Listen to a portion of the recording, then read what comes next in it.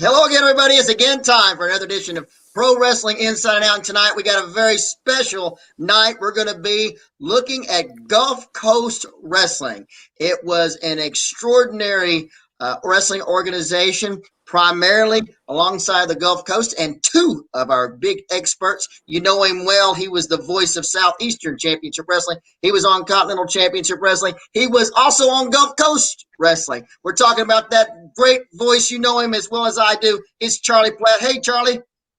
Good evening. What do you want, Rodney? My gosh, Michael and I are not paying any money to be on this show. Well, I understand that. Well, I got to give you a big intro. I was always a ring announcer. I have to give you a big intro. And then, of course, we've got the wrestling historian himself, professional wrestler, expert extraordinaire, Mr. Michael Norris. Welcome, Michael. Hey, guys. How you doing? Doing good, doing good. Already we got Mr. Perfect, Jerry Stubbs is standing by, so we've got to be careful. Be careful. He's on. There he is. Mr. Perfect in the mask. That's the way you always do better. I tell you what, when you opened it up, Rodney, you could use the old Freddie Miller, be there all night long. I love Freddie Miller. I love Freddie Miller. He was my best. He was good. I grew up watching Freddie Miller. It was great. Grew up watching you. Describing the Gulf Coast wrestling area, which became Southeastern, which the final chapter, of course, was Continental. And you did not do justice. I can't do justice to Michael Norris on the work that he has put in, the tireless work he has put in, and I might add no charge, to document and go back and trace the history of, not just because I was blessed to be able to be on the Gulf Coast show, the Southeastern and the Continental, but to trace the history of what I think was probably the most important wrestling territory in the history of professional wrestling. Do you think I'm going overboard there, Michael? No, not at all. If you consider who all passed through that territory in the 50s and 60s, and a handful of guys that got their start there that became and still are very well known now. Michael Hayes started as a referee and doing jobs on Dothan TV in 1977. Before he was Michael Hayes, he was just Mike Seitz. It wasn't his first territory, but his first big push was where Terry Bollea was in Southeastern in 1978. I mean, do you know, and we'll get into this as we go along, but for a territory that didn't get nationwide publicity as far as magazines back in those days, this was pre-cable, of course, all you had was magazines. The magazines never wrote about that territory for whatever reason. But Gorgeous George was at one time the Gulf Coast heavyweight champion. Gorgeous George held exactly, after he became Gorgeous George, he held exactly 2 titles, one of which was the Gulf Coast heavyweight championship.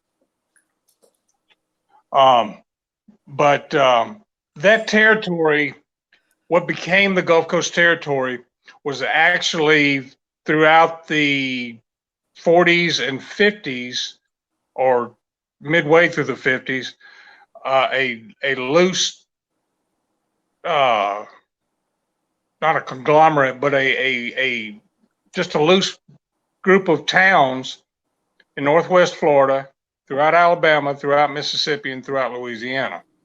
Each individual town had their own local promoter.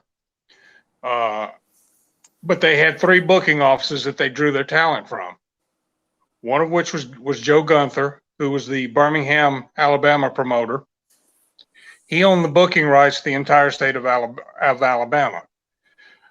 Joe was a former wrestler, former light heavyweight champion. He got injured in a ring accident fairly young in his career. He was already promoting by the time he turned 35. And he had the entire state of Alabama. He was part owner of the New Orleans promotion, which I'll get into when I get to Louisiana, but he was one booking office. The other booking office was Billy Romanoff, another former wrestler, another former world champion in one of the lighter divisions, but he had the booking rights to the entire state of Mississippi. Louisiana had, a half a dozen towns with a half a dozen promoters, but they got their talent from either Gunther, Romanoff, or the third booking office, which was Roy Welch and Nick Goulas out of Nashville. So you had, at any one given time, 30 to 40 wrestlers rotating between the what would become the Gulf Coast territory, but also Tennessee, and all of that the Welch, that ABC, or not ABC, that was before ABC, Mid-South Booking had up on that end.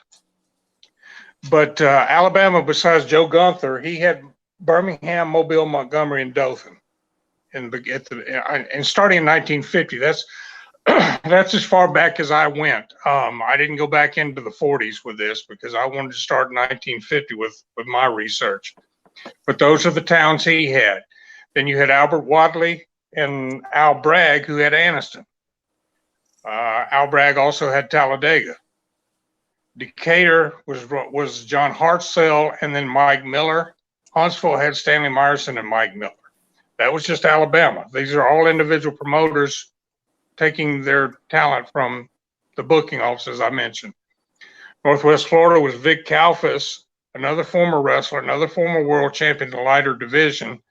He was the promoter in Pensacola from 1937 until 1952. Joe Gunther had Panama City and Fort Walton Beach. Louisiana, you had Jimmy Thompson and Alexandria. Paul, I'm sorry for looking away, but I'm reading notes I made. What? A Pauline, cheat sheet? You got a cheat sheet? Hey, I cannot believe that. I would not have cheat sheets now. Never. Just never would have them. So let me ask a question here real quick. Yeah. How many live productions did they do? Whoa. You talking about towns they ran? Yeah, I'm talking about TV shows. How many live TV shows did they do? This was all prior to TV. Oh, it was We're prior In to TV. 1950, they didn't have TV. Now, Jackson, Mississippi, starting in 51.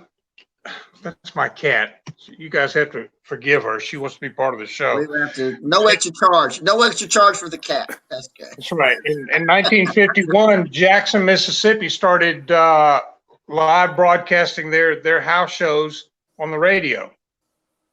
TV didn't come along until the mid 50s. That's when But anyway, that's when a lot of rather than read all these different promoters and all that stuff, but that's how the territory was. And well, it really wasn't a territory. It was just a group of towns that drew their talent from these three booking offices. The unusual thing about Louisiana was you had two female promoters there, Pauline Kilshaw in Baton Rouge and Ernestine Murtaugh in New Orleans. Both of them had taken over the promotions when, in Kilshaw's case, her husband died in 1949, and she took over his promotion. Ernestine Murtaugh's husband had a serious illness in 1950, and she took over for him. So people talk about Eileen Eaton and Ann Gunkel and all this about being female promoters. These two, were ahead of either one of them. But in 1953, February 1953, Roy Welch bought the booking rights for the state of Alabama from Joe Gunther. Joe Gunther relocated from Birmingham to New Orleans and worked with Ernestine Murtaugh there until buying her out totally later on in the 50s. That's when it started developing into what would become the Gulf Coast territories. The first step was when Roy bought the booking rights to Alabama. 2 years later, in February of 1955, that's Roy when he was an active wrestler. Roy bought the booking rights for Mississippi from Billy Romanoff. So he had Alabama, Mississippi, and Tennessee. He had all those booking rights. He was still sending talent into Louisiana, still working with those territories. Starting in 1954, he brought his son Edward, better known as Buddy Fuller, down and put him in charge of Mobile, which is where the headquarters was with what was starting to become the Gulf Coast Territory. And this is a name, Charlie, I'm not sure you will recognize. At the same time Buddy was put in charge of the Mobile office, Albert Welch, is that a name you're familiar with? Oh, yeah. He became the promoter, owner of the Dothan end of the territory. That would For have those been who Lee. don't, no, Okay. Lee was Albert Hatfield. Okay, that's right. That's right. Albert Welch was better known under his wrestling name, Jack Welch. There you go. He was the second oldest of the four Welch brothers. Buddy, of course, was Roy's son, as I mentioned. So Buddy Fuller still wrestled, so he would use what I call figurehead promoters. So the commission would still allow him to wrestle. Rocky McGuire was one of them, one of many. He had Eddie Pericola, who was actually Frank Pericola, who was the sports editor for the Panama City newspaper. Les Wolf was another one that came in and did it. Leroy Morris was one. He just rotated guys out so that would allow him to still wrestle. They created and further moving along, they created the Gulf Coast Heavyweight title in 1957 and started moving away from the Louisiana, and Mississippi promoters. In fact, by 57, they weren't working there at all. They opened their own promotion in Mississippi in 1958 under Skippy Wetchen. He was given charge of Mississippi. They created the Mississippi State Heavyweight title in 1958. Now, also in 1958, for about 4 months, Eddie Pericola opened up Lafayette, Louisiana under Buddy, but it only lasted for 4 months. Then they closed that end down. And so that's the way it maintained. Everything started conglomerating around Mobile, Pensacola, Dothan, that territory. And then in December 1959, that's when Lee Fields and his brothers Don and Bobby bought the territory from the Welches. And actually, he didn't buy the territory. From what I found out later, and Charlie, it may have been you that told me this, what Lee actually bought was the ranch that Buddy Fuller owned in Loxley, Alabama. There you go. And Buddy threw the territory in just to go along with it. Sweeten the deal so he can sell his farm. As a special added bonus, I'll give you this.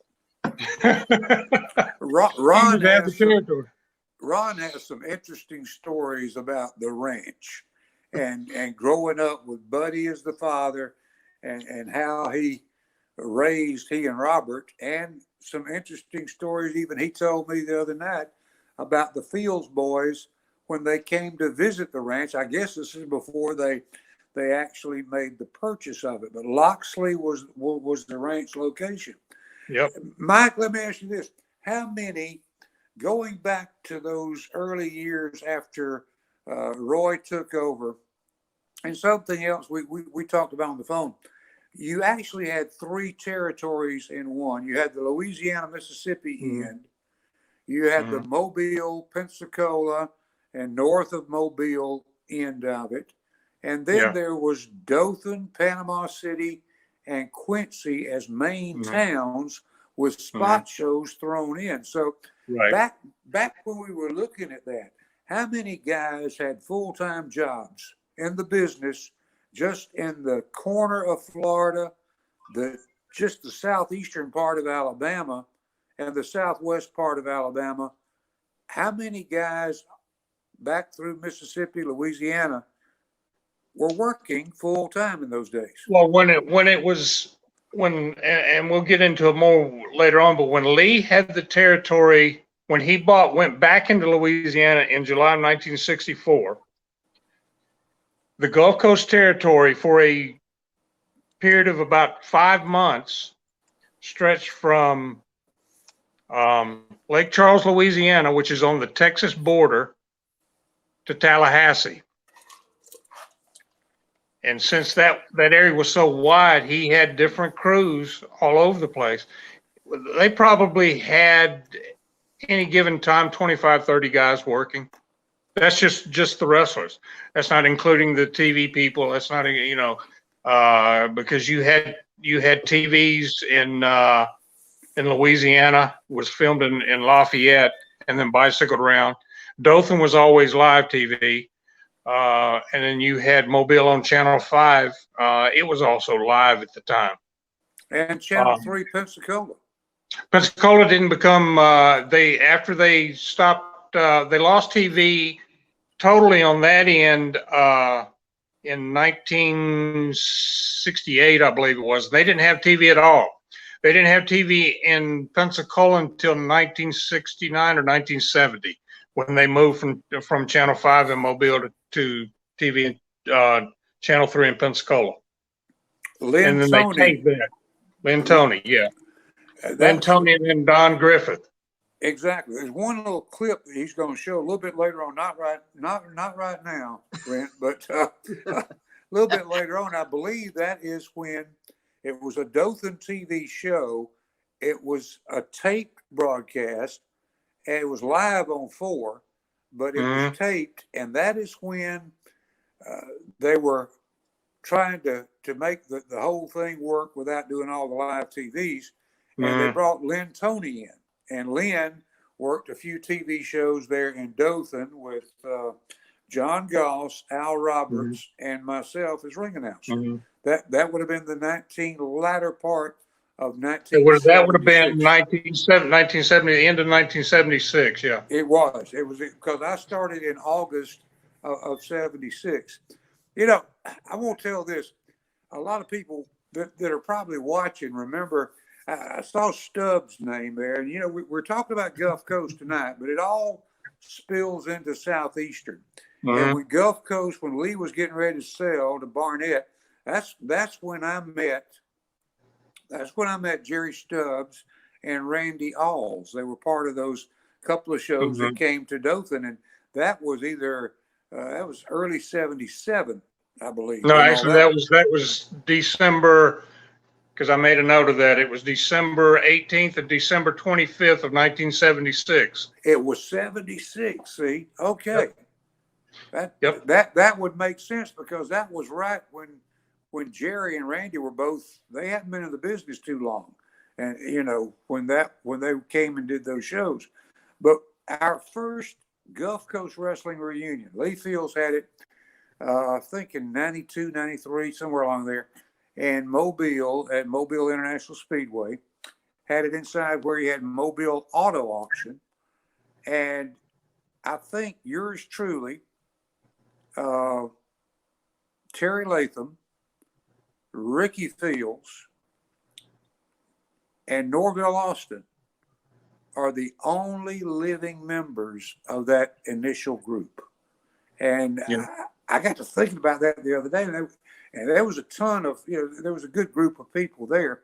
But one of the stories, when you start talking about Louisiana, this hit my mind. Everybody was telling stories, of course. And the funniest story told would have to do with the Fields boys, and about 65, 66. So it would have been Lee and Bobby.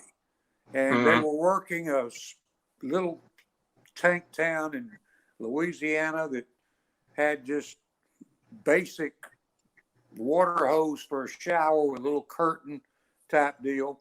And they were the main event against the Carson brothers, Don and Ronnie Carson. Don and It Ronnie. was in 1967. Yep. Which we better know as Dickie Murdoch. Yep. And so Lee, right about the time they were going to the ring from his dressing room where the shower was, he found this all half hand size little green frog that was crawling up there on the shower curtain. So, Lee puts the frog in his hand. They go out there, they start the match, and Bobby tags Lee in. He's working with Murdoch, and he comes behind him. They start to go to grips, and he drops that frog down the back of Murdoch's trunks.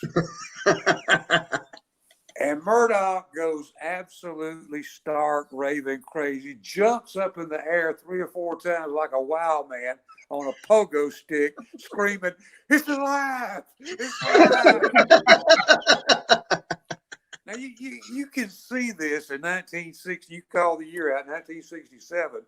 But some of the stories those guys told that happened in those towns back in the day when kayfabe was still alive and the business was still very much real. You got to know they had to bite their lips and tongues to keep from laughing their butts off. Absolutely. So I'm gonna ask a question. Wasn't at one time, didn't they also have a TV production out of Hattiesburg? Oh, Yes. Yeah. Okay. Yeah. Yeah. That happened in. Now they had Hattiesburg TV when they opened up in '58. Now the only towns that I found when Skip opened up Mississippi for Buddy, he had Hattiesburg, they had Laurel, and they had Gulfport. I'm not sure about Meridian because I've never been able to research anything in Meridian. Meridian became a regular weekly town when they reopened in '68, but I'm jumping ahead of myself. But anyway, after Lee bought the territory in December of '59, he was announced as being the new promoter, but then he would use, like Buddy did, to allow himself to continue wrestling, he would use, various people, but the main one was Rocky McGuire. And I think you guys have got a picture of Rocky with Don and Lee Fields.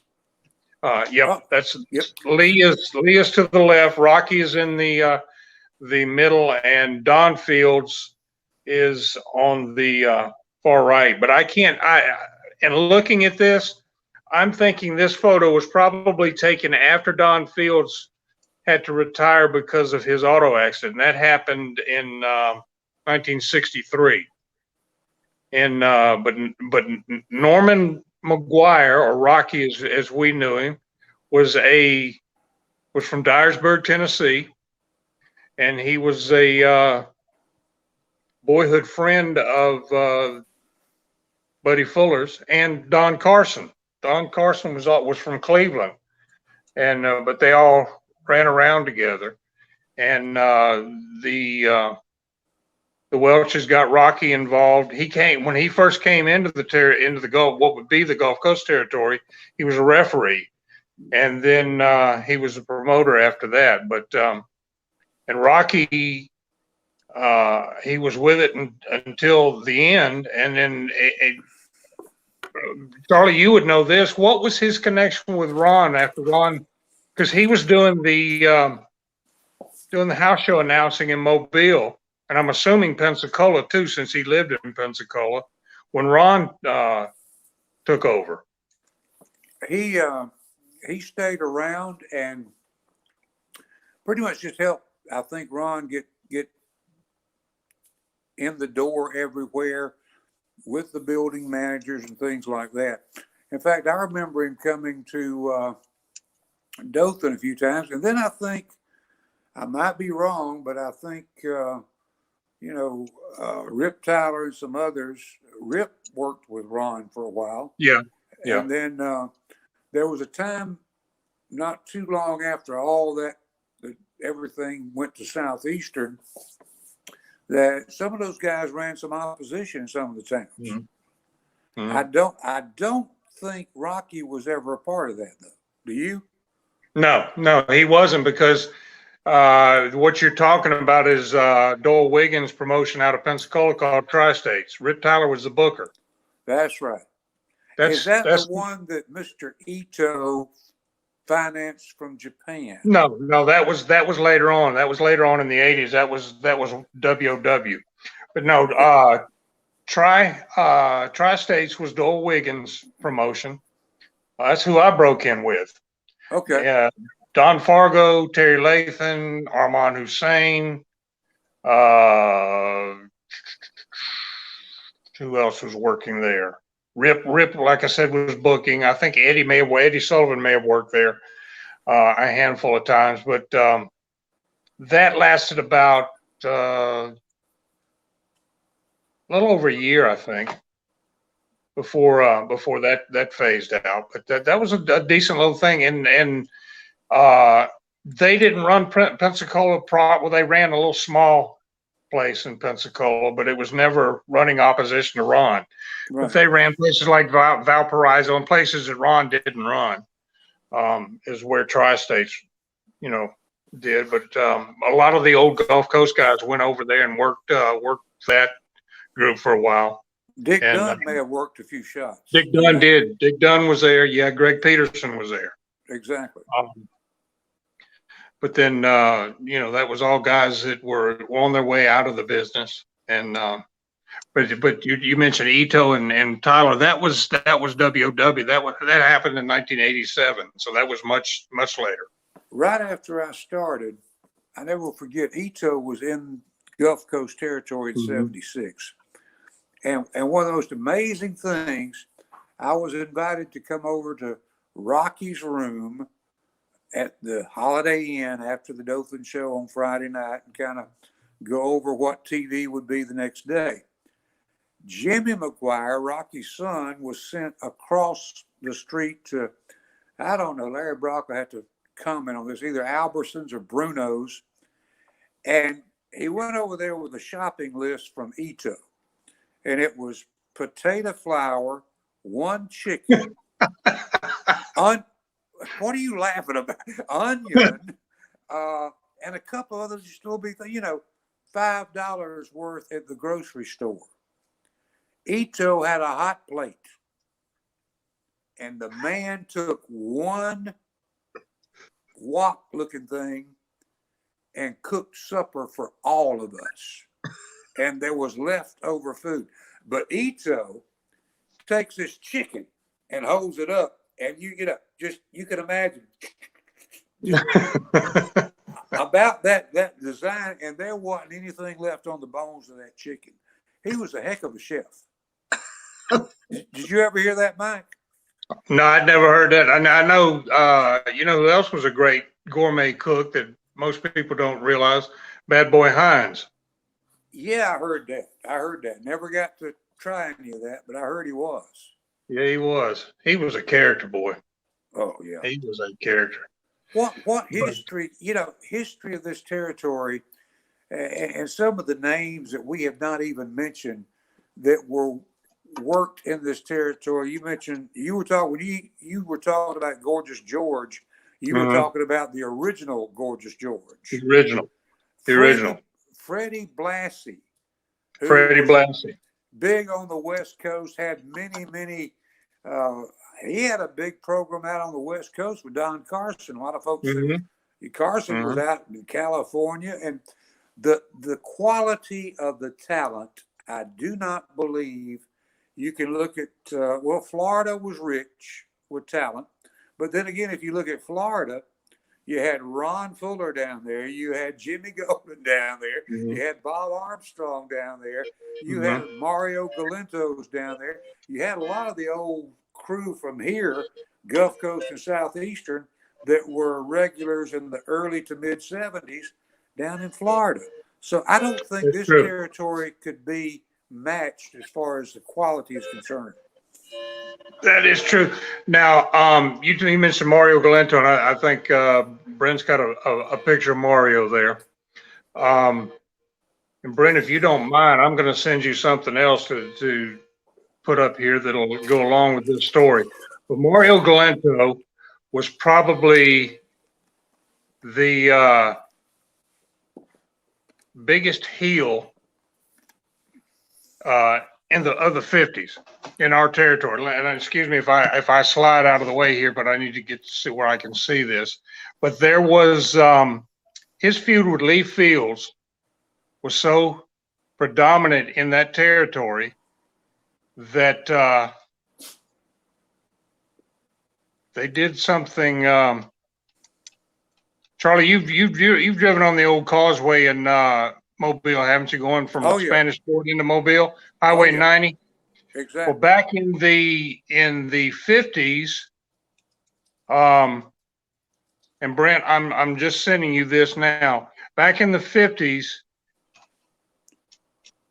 the Buddy put a billboard up on Highway 90 causeway, and for Gulf Coast, or for it was just Wrestling King of Sports is what it was called then. But if Brent gets his picture and puts it up, the sketch on this billboard represented Lee Fields versus Mario Galento. Was it Lee Fields or was it Buddy Fuller? No, it was Lee. All right, well, going back ahead of that, Mario and Buddy. There it is. Yeah, there it is. Good gracious. Buddy and Mario had the big feud that was, I guess, 1958, the one that sold out Ladd Stadium. Yeah.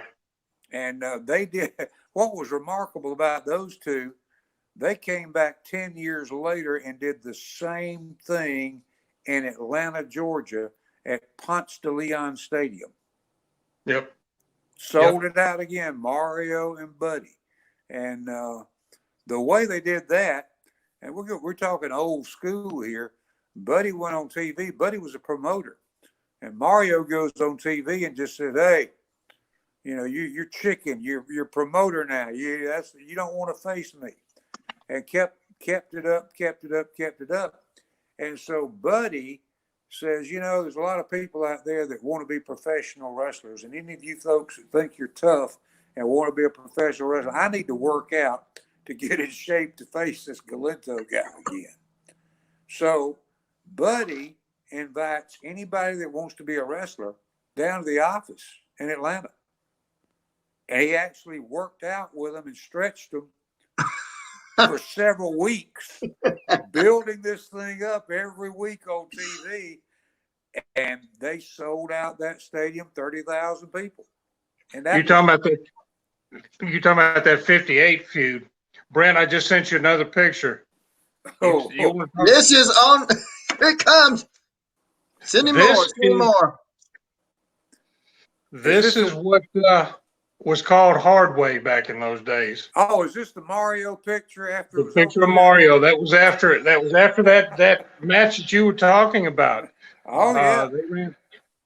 They ran this picture in the paper. What Mario looked like after that match. Well, they said Buddy's eyes.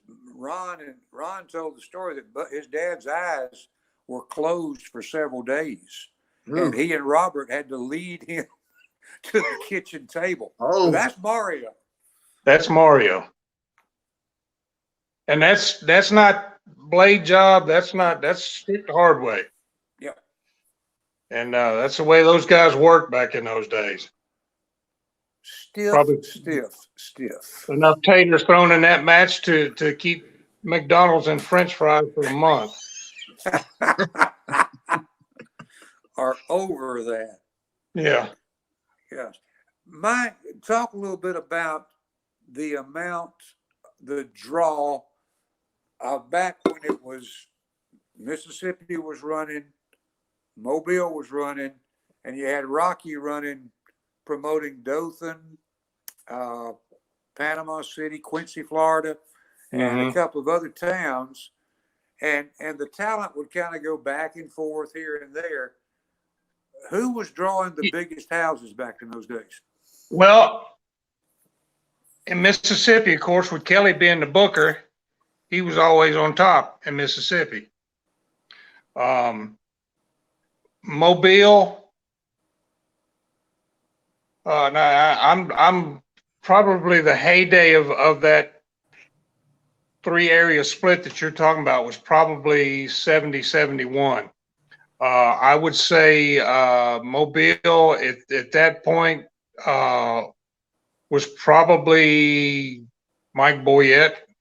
And a lot of people who don't know Mike Boyette, other than doing jobs on Bill Watts' TV, don't realize how over he was and how much money he drew. For Rocky's end, it was either Ken Lucas, or Dick Dunn.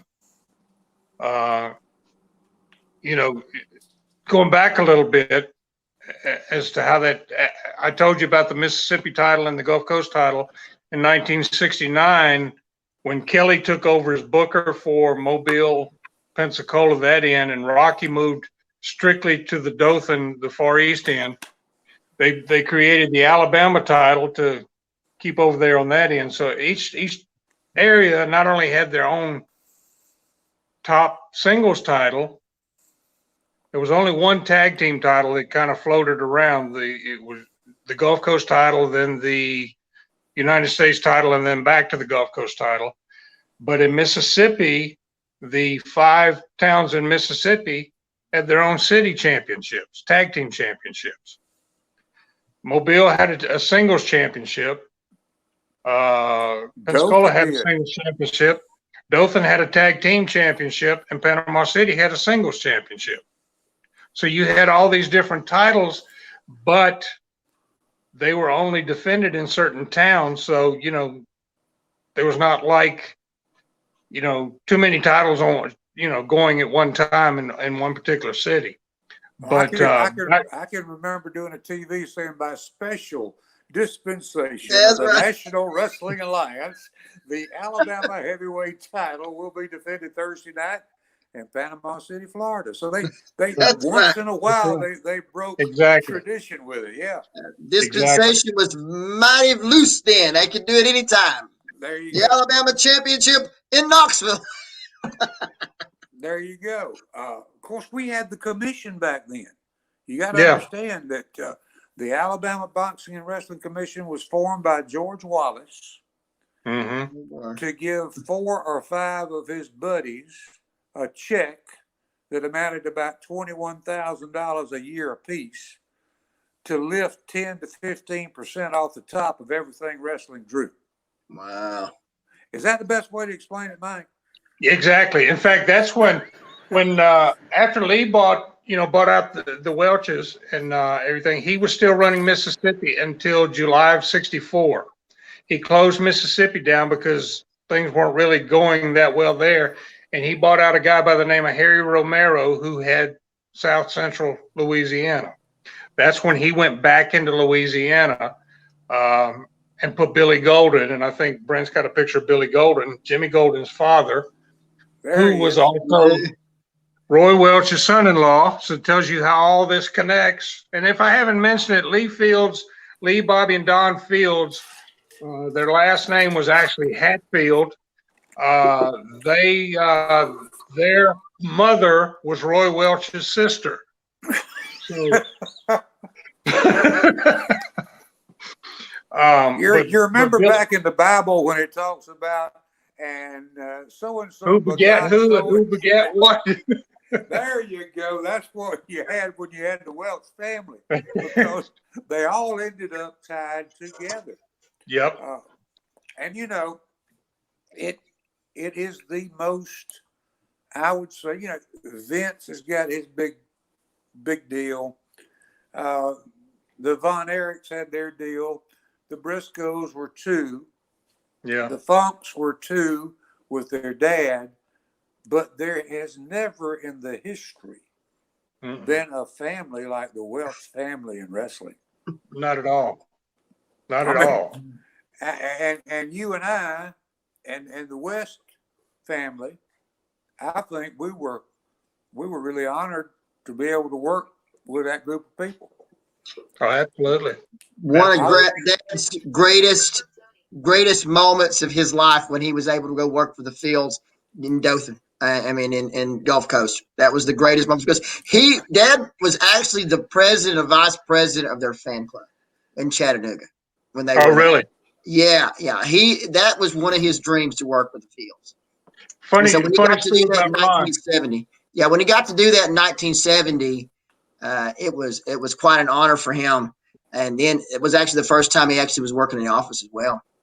He was there in 1970 and part of 1971, but a lot of people don't realize he wasn't Ron West. Mm-hmm. He was Ron Wright. Yep, Ron Wright. And this is all confusing because a gentleman by the name of Johnny West was wrestling in the Gulf Coast territory at that time. So when Ronnie West came in, he couldn't be Ronnie West because we already had Johnny West. So he had to be Ron Wright. And of course, he drew that from the guy up in East Tennessee that he'd worked with. And Johnny West was actually Kevin Sullivan. Yep. Kevin Sullivan, who couldn't be Kevin Sullivan because we already had Eddie Sullivan, whose real name was Reuben Hazar. So, don't tell me the wrestling business isn't interesting. That's right. I need a drink. Now, at the same time, when Dad was down there, he told us stories about sellouts with Don Fargo in Mobile. Oh, yeah. He was in one of them, and he said that one, Don Fargo was over. He was in just tip-top shape. He come walking down the aisle, took him. He thought it felt like Dad was in the ring waiting for him. Felt like 20 minutes of him stopping and posing with every person, taking a picture all the way down through there. And he said that it was the Civic Center, the Coliseum. They call it the Coliseum, I guess, then. It was the Municipal Auditorium at that time, yeah. And it was, he said, so it's 10,000 people inside that building. And who was against? I don't remember who he was wrestling. Do you remember who he was wrestling? Fargo? Yeah. Probably Prince Pullins. Yeah, he said the place was electric that night, and 10,000 people. The funny thing about Don Fargo was he had been there. He and Jackie came in the late 50s. Don was in there by himself for a short while in the early 60s. He kind of dropped out of sight, and then all of a sudden, this guy named Jack Dalton shows up. Jack Dalton is there for 5 years. He goes away. A year later, here comes Don Fargo back again, and nobody knew the difference. Let me ask you something, Michael. You grew up in Pensacola, correct? I was born in Pensacola. I grew up in Mobile, yeah. All right. The years as a kid, like me, watching black and white wrestling on TV. Mm-hmm. What was the biggest feud you remember? And you're a few years younger than me, but I want you to just to remember back. And what was the biggest drawing feud you remember back in the as a kid? That's easy. I really got into it in 1971. Is when I was spent every Saturday night sitting next to my grandfather watching, Channel 3 wrestling. And this is a thing that a lot of people don't realize, that Bobby Shane, for the whole year of 1971, Bobby Shane was it. He was all everybody talked about. He was the main heel. He made 12 appearances the whole year.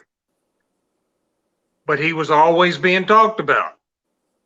And how they worked that is he had always been, the Bobby Shane, the boy wonder back in St. Louis and Hawaii and, Georgia and all these other places. The first territory he ever worked heel in was Mobile. He was leaving Georgia. He called the Mobile office, talked to Bob Kelly, who was booking at that time, said, I want to come in, but I want to be a heel. Bob said, okay, we'll bring you in. The whole deal with the crown and the valet and the king of wrestling and all that all started in Mobile, Alabama. But how he got over, he had been in the territory, off and on for a couple of months. He refused to wrestle on television. He said the peasants had to pay to see the king of wrestling. They were going to have to come to TV. I mean, come to the house shows. But he was booked to be do something in Mobile or Pensacola or somewhere, and he was on television refusing to do it. And Lee Fields came out. I don't know if you ever saw this, Charlie, with you living on the Dothan end. I don't know if they showed the tape of it over there or not. I know they did in Mississippi. Yeah, they But did. Lee Fields came out. But Lee Fields came out and was talking to Bobby Shane, and Bobby Shane slapped him and knocked him to the floor. Now, when that happened, a 14-year-old Ricky Fields, who had never been smartened up, came running out onto the TV set and bit Bobby Shane on his leg. So, like I said, he'd never been smartened up. A year later, he was a referee, so he knew what was going on. But at that time, he didn't know what was going on. So Lee pulled a, after all this got, of course, they had a big brawl on TV. So after all this was done, Lee said, I'm coming out of retirement, face Bobby Shane. I want one match with him. Give me a month to get in shape, and I'm going to wrestle Bobby Shane in Mobile in the big auditorium. Shane disappeared. He was gone. He was working full time in Florida during all this time, and he was just coming in to make shots here and there. He'd work in Dothan, he'd work in Panama City, and he'd work, he worked over Mississippi a handful of times. But anyway, when Lee booked that match with him, that was another sellout, 10,000 people in that building. And you would think, okay, this is the big deal. Lee's making a big comeback. And Lee, before he retired, was probably, without a doubt, the most popular wrestler in that territory, without a doubt, hands down.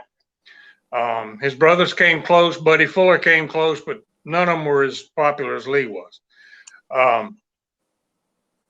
But they came out. They worked about, and that was the night. There was the night the crown and the cape and all that stuff debuted. But they had this bloody match, and Lee lost. He just, he blew up and lost the match. So that led to this feud running another 6 months. He wanted a rematch with Shane. Well, Shane wouldn't face him, so he'd send in somebody and say, well, you have to beat this guy in order to get another match with me. So that's how, and that's the biggest feud I remember from that time period. Now, Dothan, from what I understand, and Charlie, you speak on this because you were there, the biggest feud on that end was probably Dick Dunn and Baxter as the wrestling pro. How many years did that go? Oh, my gosh. But it was a toss-up, actually, Michael. It was a toss-up. Dick Dunn, Don Carson feud. Mm-hmm. And then, as you said, Leon Baxter is the wrestling pro, and Dick Dunn, who, by the way, worked as tag team partners together for Ron when Ron first bought the Knoxville territory. But yeah, Carson was the best on the microphone of anybody.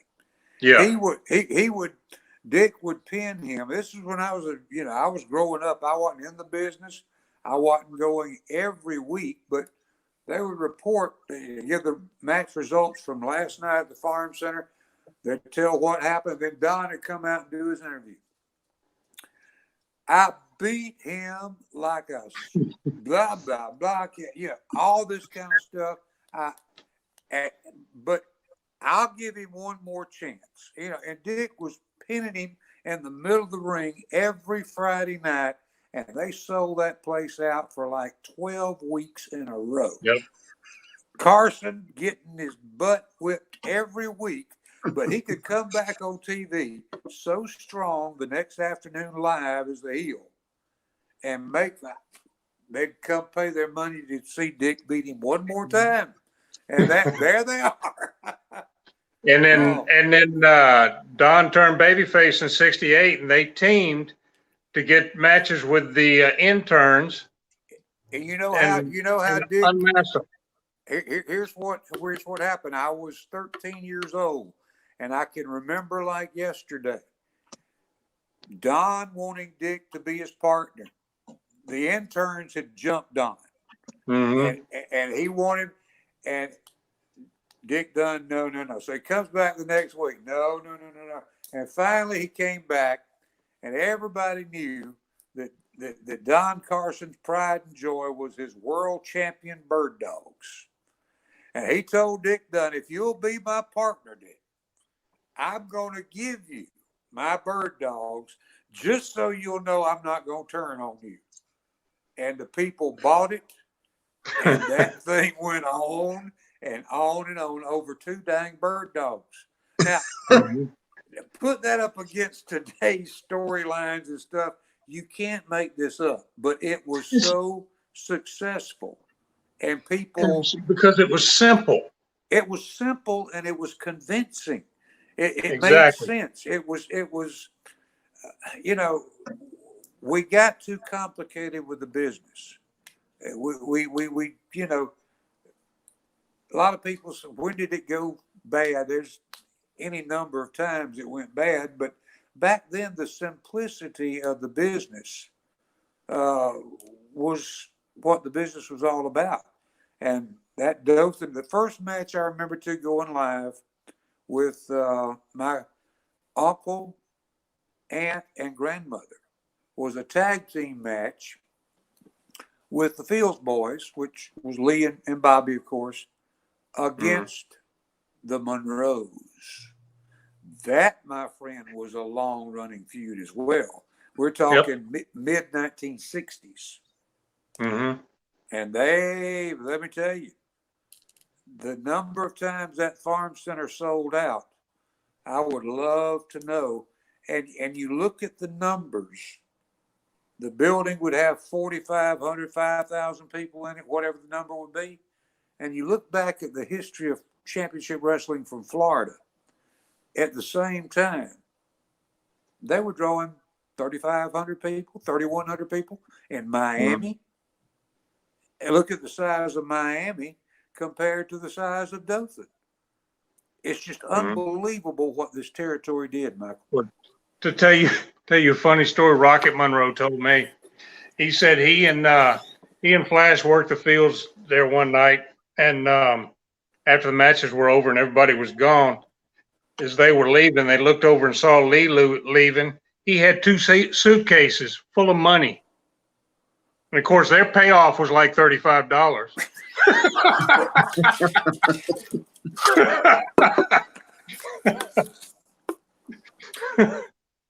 That's one thing. I remember nights right after I started the business, and I really felt bad. Seriously, guys, I felt bad. There would be a decent house on a Friday night in Dothan or a Saturday night in New Brockton. I was on a set salary to come do the ring announcing. I was making a lot of times more than what the boys were. Oh yeah, sure. And didn't have to travel from Pensacola to get there. And didn't have to take a bump either. That's Rocket and Flash. Those Gulf Coast belts they're wearing right there. I own one of them. I have one of them. Do you? Wow. Yes, sir. And the history of those belts first appeared in the Gulf Coast territory in 1961. At that time, they were the Southern Tag Team belts. Guess who made those belts? Who? Don Fargo. Wow. Really? Yes, sir. Fargo was a heck of an artist. In 1967, they replated them and carved Gulf Coast Tag Team champions, if you can see on that picture. And that's the one I have is now that. But the pride of not only having that belt, but I put a piece of felt on the back of it and had probably 30, 35 guys that held those belts at one time or another sign it for me. And most of them are gone. And if not, in fact, probably all of them are gone except Nick Kozak. that has signed Good it for me. gracious. And the only one still living that have not signed it for me was Kevin Sullivan, because I've never seen him. I've never met him. So We'll have to arrange that somewhere down the line. Couple little video clips. Let's get just a little piece of each one of those in, because and I'll let the one, if you'll pull up, can we hear the audio as this kind of comes up, where we can talk about who these people are? I believe this is, let's listen. Do you remember that? no, the only one. Wow, that's some good stuff. That's some real good stuff. I just wish we could, go back and relive some of that again, guys, because That would be wonderful. it growing up in it, and then being blessed to have worked in it for the Gulf Coast 76 through 78, when Ron bought made it Southeastern, and then coming back in the Continental years. It was something else. And I guess the one thing that I hold the honor of, I'm the only announcer that worked all three companies. Gordon worked Southeastern and Continental, but he never worked Gulf Coast. Al Roberts, who was our sports director at WTVY in Dothan for a number of years, rest his soul, he worked Gulf Coast and Southeastern, but never worked Continental. And boy, what history going back in the mid 50s. Michael mentioned in 58 one of the TVs went on. I think Dothan TV came on somewhere in the early 1960s. I never have been able to pin that date down, Michael. Maybe you have, but I'm thinking 61 or 62 is when they first started wrestling on TV in Dothan, when they moved to the old studios in Webb. But some of those guys, think about this. You're working, and Lee wasn't the best payoff man in the business. No, Lee Fields was a genius in a lot of ways, but Ron and the Buddy and Ron were a lot better paying off than what Lee was. But you're talking the days Michael was when they'd work TV in Pensacola on Saturday morning. They would travel to Dothan, another TV. Then they would do Quincy, Florida that night, more than likely. And if those who don't know where Quincy, Florida is, it's right outside of Jacksonville. Yeah, it's in the middle of, nowhere. And then they had to drive. This is before I-10 we're talking about. And they would have to drive the old roads back to Pensacola and Mobile, where a lot of them lived. And it caught up with a lot of them. I mean, the year that I started working, right along in that time period somewhere, Duke Miller was killed in an automobile accident. Wow. Don Fields almost lost his life in an automobile accident. The stories, we could sit here and reminisce and start talking about all the risk the guys took, not only in the ring, taking bumps and working real stiff back in those days, but the travel and what it was on old two-lane roads that curved around every building in a town and stuff like that. And it's a thousand wonders a lot of the guys survived, Michael. Yeah, absolutely. Brent, put that picture up I just sent you. Let's see if who is that? Oh my gosh. Who is that skinny little man with Andre the Giant? I don't know. Who is it? Man. I took that picture in 1979 in Expo Hall. That was in the big building. It was when Andre wrestled Harley Race for the world title. And they brought you in. That was the night that the Giant never drew anything much in Mobile after that, because Harley slammed him center of the ring. Harley not only slammed him, he suplexed him. That's right. That's right.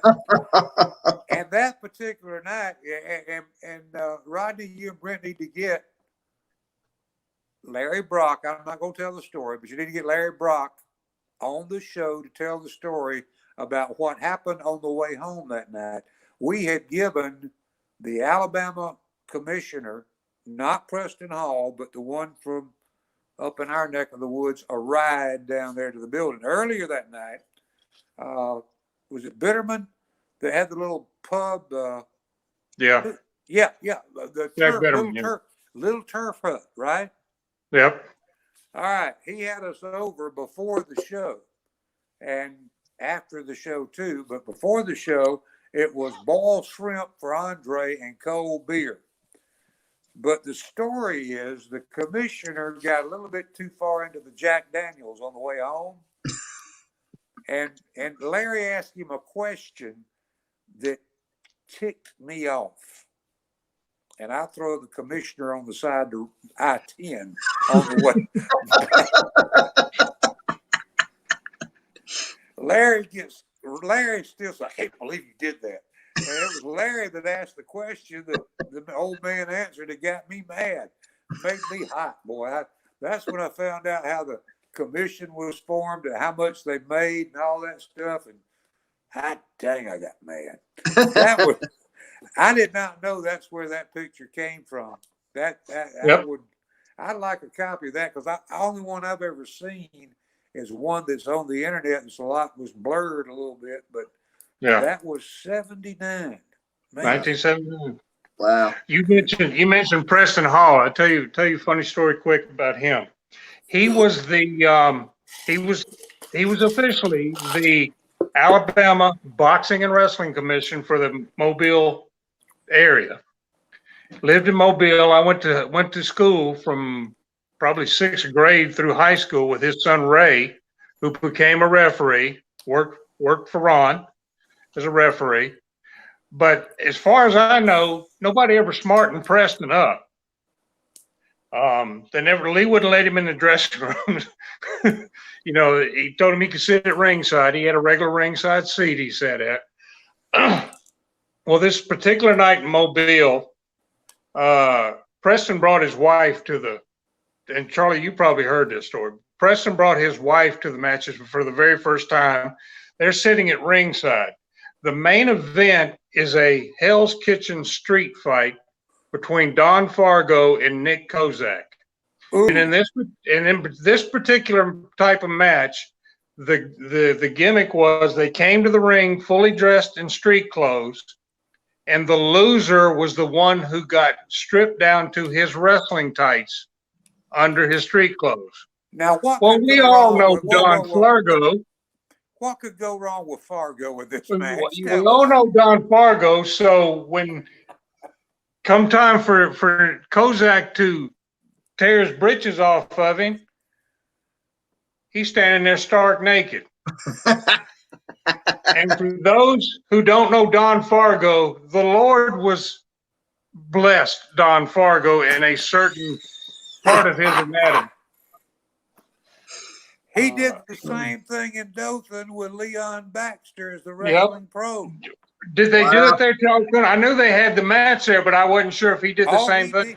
He did, and Rocky McGuire went absolutely stark, raving crazy. Here's the deal. Now, here is the Alabama State Boxing and Wrestling Commissioner with his wife sitting ringside. You think Fargo would be embarrassed? No, he does the Fargo strut right in front of her. Bob Kelly and Lee Fields were standing in the back. Lee gave Bob the bag full of money and said, "I'm going home. It's all yours." After that happened, after I got into business, I was riding home, but back to the Holiday Inn with Rocky after live TV in Dothan. Fargo was here. Also, a guy named Mike York, the Alaskan. Yep, the Alaskan, yeah. And he had a brand new. Now this was in the day, buddy. A 1976 GMC Executive Motorhome, and we're behind them in Rocky's 1976 Cadillac. We get to the intersection of where the Sheraton used to be. It's whatever it is now. And all the guys used to stay at the Sheraton. But before they stayed at the Sheraton, it was the Holiday Inn. We get to that intersection where the Sheraton is, 231 South and Ross Clark Circle. Light catches us red. Now, you got to understand, this is traffic everywhere, probably beach traffic, who knows what. Fargo comes out of the GMC executive with nothing on but a smile, checking the air pressure in every damn tire on that motorhome. Rocky is going absolutely. He almost ran over him when he came around the back of the thing. He almost hit him with the. He was. I'd never heard Rocky cussing and raising so much cane in all his life. And Fargo just taking his time, checking the air pressure and all the tires on the motorhome. Major intersection, Dothan, Alabama. Not a stitch of anything on. Wow. Well, that's when you knew you were in the wrestling business, when you were in a dressing room with Don Fargo and he comes around asking you if you've seen his cigar or his toothbrush. And of course he bends over and it's sticking out of his rear end, whatever it was he was looking for. Oh boy. Before we go, I said I had a story about Speedy Hatfield, about Mark jumping in the ring. I guess it was in Hattiesburg. I thought it was in Mobile, but it was in Hattiesburg. Bob Kelly and Rocket Monroe were working a match in Hattiesburg. And Rocket's on the mat selling. And this Mark gets in the ring. And as he steps through the ring in one swift motion, Speedy grabs him behind the back of his neck, runs his hands up between the guy's leg, walks him right across the ring. And just as they get to the other side of the ring where the ropes are, he squeezes the hand he's got between his legs, and the guy dove over the ropes himself. And when Rocky got to where he could ask Speedy, he said, "Speedy, who is that?" Speedy said, "I don't know, just some guy passing through." Wow. The history is there. The stories are there. One more quick one. Okay. Mario used to get on TV and say, a spot show this particular night. We're going over there to Oop, Alabama. Not Op, Oop. Kept on. Well, they got over to Oop, and the show started and got to the main event, and it was time for Mario to work. I think he was probably working with Dick Dunn, who lived over there, and whatever. This old country farmer in his overalls waited till that last match to come into the National Guard Armory. And he casually walks down to ringside, steps over the rope area, steps up in the ring, looked very harmless until he pulled that knife out of his pocket. And thank goodness he gauged it, or that would have ended Mario's life. And he kind of walked all the way around Mario with that knife gauged in him. And it took, I forget how many stitches to close Mario up. That's heat. Yeah. That is true Absolutely. Heat. Absolutely. That don't happen anymore. Charlie, is the U-Haul still there on Montgomery Highway? Yes, it is. You know, I don't know if that actual building was it or not, but that's where they ran wrestling in Dothan from 54 to 61. It is, and when you talked about that earlier, and you said Jack Welch, one of my buddies who is a retired coach, Howard Holland, talked about going with his dad there, or maybe it was Al Griffin talking about going with his dad there to watch wrestling, and Jack Welch was wrestling and the promoter too. And well, Jack had a habit of booking somebody a big name for the main event, and conveniently that guy wouldn't show up, so Jack had to work in his place. but what? On an old Dothan Talk About Dothan page on Facebook, I've seen people talk about that before, that people that worked actually helped sell tickets or whatever for Jack that are still alive today, talked about what a nice guy he was. Well, guys, you come. I think we need to wrap it up right here. We're an hour and a half into it. We would love to continue the conversation at a later time. It's just been fantastic. There's just so much more that we could talk about Gulf Coast. We haven't even touched the 60s and 70s. Yeah, we haven't even touched and even scratched the surface. And if we went to that, we'd be here till 11, 12 o'clock at night. But we sure do appreciate it. We'd like to thank everybody who joined us tonight on the stream. And as always, thank you, Charlie Platt. Thank you, Michael Norris. And Thank Michael, you, tell them where they can look at your stuff and see the number of people who work. I mean, anybody that is a true wrestling fan, if you think you're a wrestling fan, you need to look up Mike. He's going to tell you how, because this guy I admire as much as anybody that's ever worked in the ring, because, my friend, you have done what no man has done, and that is document the history of a territory. Well, I'm only part of the way through it. Unfortunately, my website that I had dedicated to it crashed, and so I am slowly rebuilding it on Facebook. You can look on Facebook for Gulf Coast Wrestling History. I believe that was the name of it. Hold on a minute, I'll tell you. I think that's Gulf right. Coast, Gulf Coast Wrestling History, 1950 through 1977. What I'm doing there is I'm putting up